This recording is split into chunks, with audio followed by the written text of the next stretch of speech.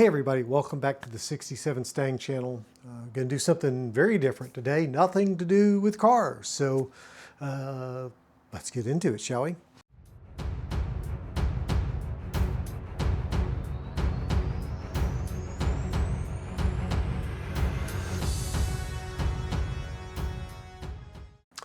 Okay, so just thought I would do something different because I got a new camera. So in the last couple of videos, I've had issues with audio and whatnot. So I thought I'm going to try to get a new camera, one that's a little bit better suited to this. So I have been using a combination of my iPhone here, and then I did have the Sony RX10 is my other camera, which I got several years ago when I was doing my own professional YouTube channel for what I do as a main job, being the GIS stuff. It was a very good camera. It's still a very good camera. It does 4K, but it only does 30 frames per second. I've tried several different mics with it, and I just have not been very happy with the audio, so I thought I would try something new. So I got a DJI Action 5 camera. It's similar to a GoPro. It's a little bitty. I'll actually bring it over here to you so you can see it, and then we can kind of go from there, shall we? So let me grab it and you can see it. Okay, as you can see, I'm actually recording with it now here, but you can see this camera. It's quite small compared to my big camera, which you can now see over there, as I'll try to switch through these videos. But that's the camera that I've been using, the Sony RX10. Again, not a bad camera. It's got a lot of bells and whistles and settings and stuff on it that you can see here. I've been using kind of this shotgun mic up here. I tried another wireless mic and so on. But I'm just wondering, what is the quality of the video and the audio with these? Because I also got the little mini, DJI Mini, I don't know why I keep wanting to say DG, but it's DJI, little mini. You can see right there, Mike, there, see with my name Corbin across there. So I just thought we would do some tests. I put that back, sorry, put that back, do some tests between the two cameras based on the type of shooting that I normally do here on the Mustang and see how it works, just to compare everything.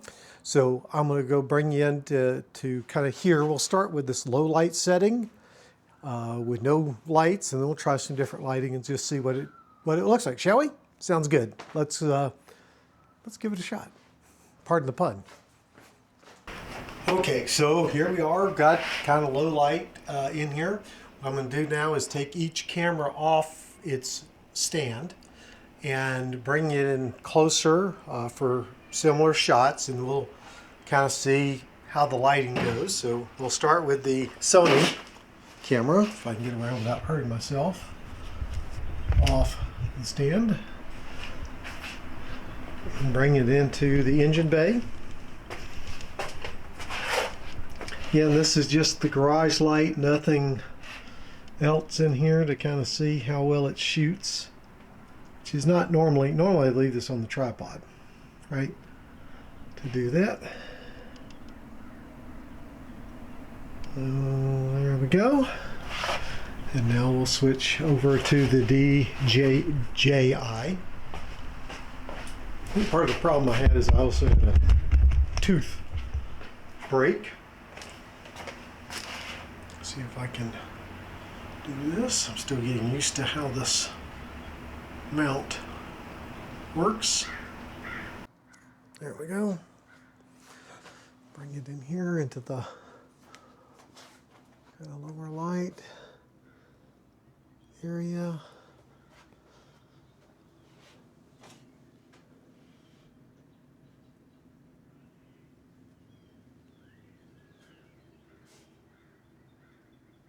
kind of there and just check out what's going on here. Not bad.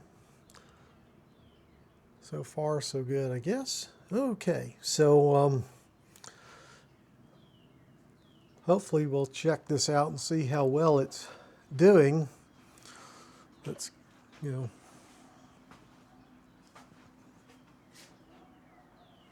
bring it out here.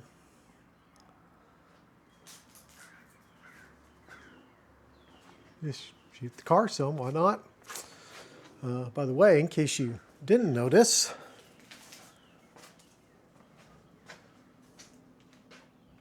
over there, yeah, right there, the timing chain finally came in. So we'll see. Maybe I can get it on there this weekend. I hope so. I miss driving the car. Okay. Okay, so now we'll do a little side-by-side action to kind of do a better direct comparison between the two cameras. Not exactly the same shots, but try to keep the areas similar so you have a more direct, apples to apples comparison, I guess is the word I'm looking for. So, and of course now I'm using my mic that's on my desk and not either of the camera mics, so don't compare the audio here, just try to compare some of the visuals there. So very good. So what I'm going to do now,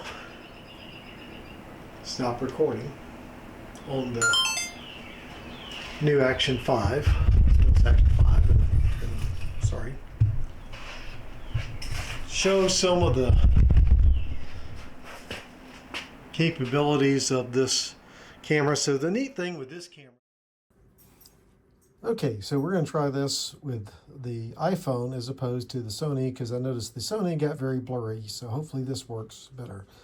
So with this DJI Action 5 Pro, nice small camera, as you were saying, but a couple things I really like about it. So one is it's got two screens. I got the screen on the back, and then I've got the screen on the front. So I can see what I'm shooting if I'm on the other side, whether I'm in frame or not. So that's a nice function, and everything about to show you in the back I can get to from the front screen as well. So this side, I've got the power button, turns it on and off. I've also got this door here. I can flip it down, open it up. So there is the Type-C port that's used for downloading videos as well as charging the phone. If you want to use it for that. So, and then this closes up. I should add that this phone is at least partially waterproof. I don't remember the exact depth. I want to say 60 feet, but I'm not 100% sure on that. I'll check and put the number on the screen. Let me go to this side real quick. So this opens, you push up and flips open, and there's the battery in there, and your micro SD card goes into here. And then on the top is your shutter button for stopping and starting recording or taking pictures.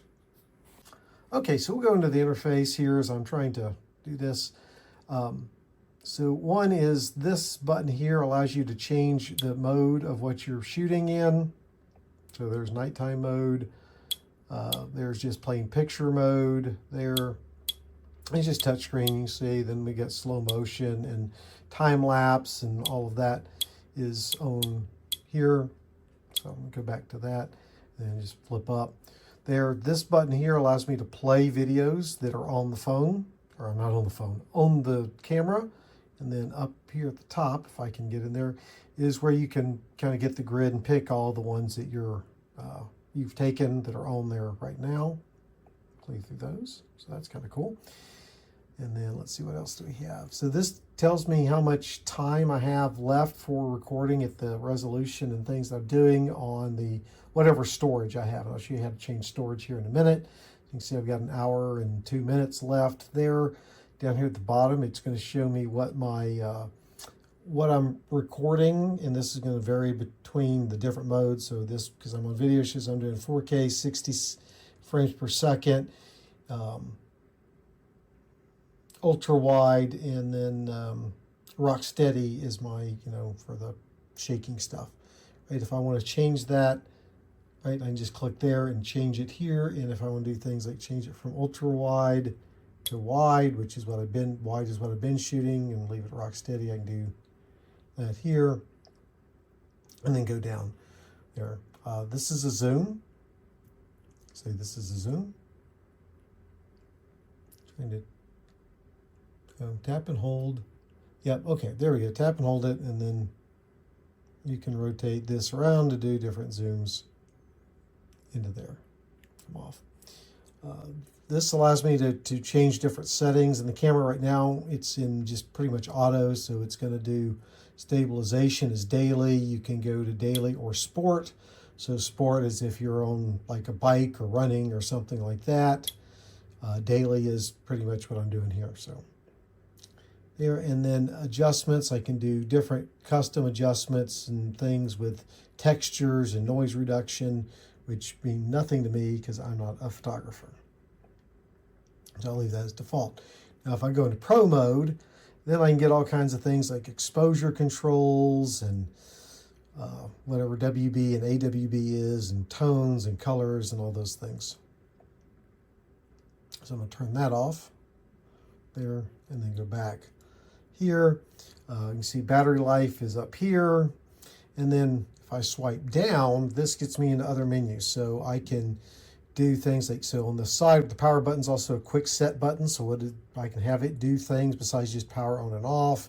The brightness and contrast of the screen, lock rotation on the screen from when I turn it vertical versus horizontal, lock the screen altogether. So if I am recording while moving or on a bike that it doesn't mess up, I can enable voice commands. I can get to deeper settings like, snapshot stuff, wireless mic connections.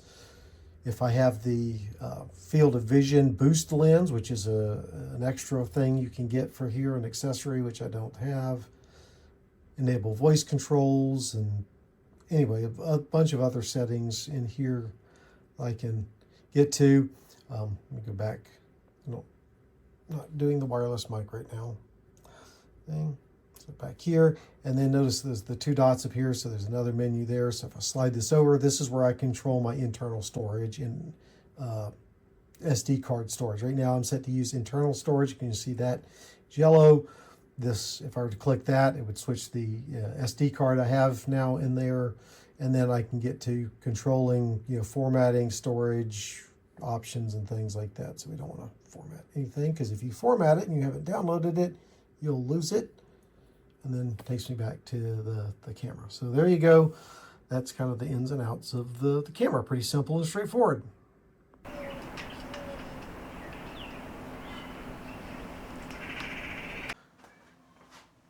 So some other things to keep in mind with the Action 5,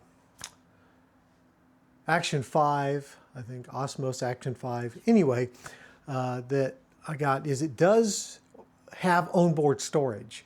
So it has, I think, 64 gigabytes of onboard storage with about 47 or so available on there. It does have the option to add a micro SD card, which I don't have any of because the Sony uses full SD cards, but I've got some on order, so we'll see how that goes. And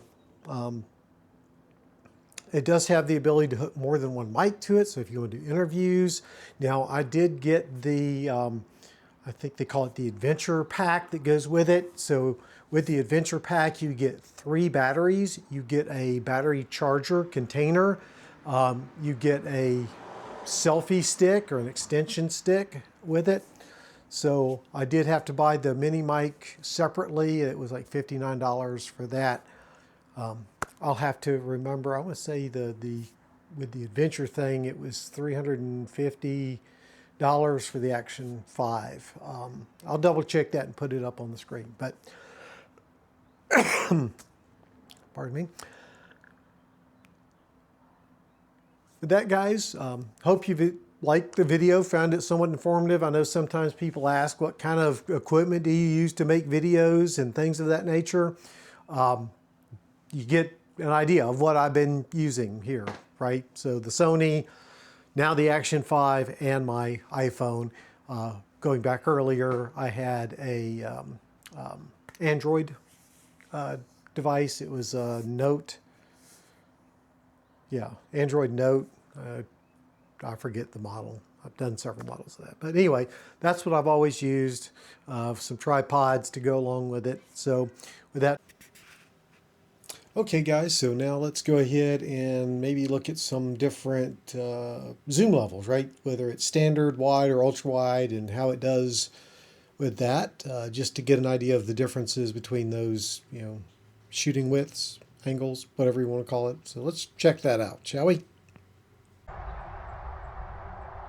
Okay, so now we're filming in the standard mode as opposed to the wide mode. I want to compare the different modes. Still trying to use the rock steady stabilization. There's a dog barking in the background. And I didn't bring the other mic, so we'll see how this goes. I should have brought my mic out. Now we're doing the wide mode.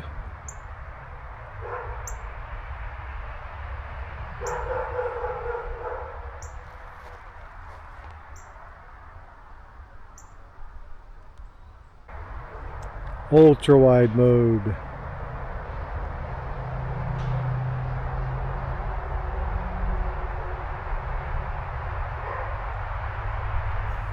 Okay guys, so I've not really seen much difference between the standard and the wide, but definitely with the ultra wide I can see a bigger angle and covering. The distance kind of got a bubbling at the end of it, but yeah, pretty good shots I think. Okay, so now we've got the iPhone going at 4K 60 frames, and we have the Action 5 at 4K 60 frames. So we'll have to compare this, not only the video, but the sound quality as well. I wonder if this mini mic is better than what I get on the iPhone, because I do know, I think, that the iPhone has had better sound quality than the Sony with that kind of shotgun mic. So I wonder if this is going to be any different by comparison. So let's also, with that, I'll bring the iPhone over. You know, both of these are kind of designed for action type filming, or can be. So let's bring that iPhone in to kind of do the low light stuff too, and we can kind of compare it back to what we were getting on the Action 5. So let's see how that works, shall we? And again, keep in mind, I'm not a photographer. This is the first time me ever doing a video of this nature. But yeah, let's bring it in, take a seat. Okay, bring the phone up.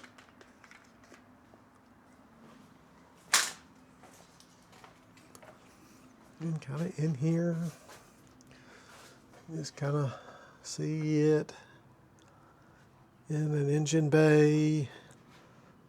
Trying to get the same kind of shots I did with the Action 5. And we'll try to go back and forth maybe. Or side by side, I don't know. I don't know, we'll have to see how I do this when I edit. Okay. And there is the timing gears that came in from Comp Cam. So, see that? Get some good card content in here. Anyway, not what we're here for yet, because still got to replace that down there. Okay, and we'll see and how this works. Do that comparison now.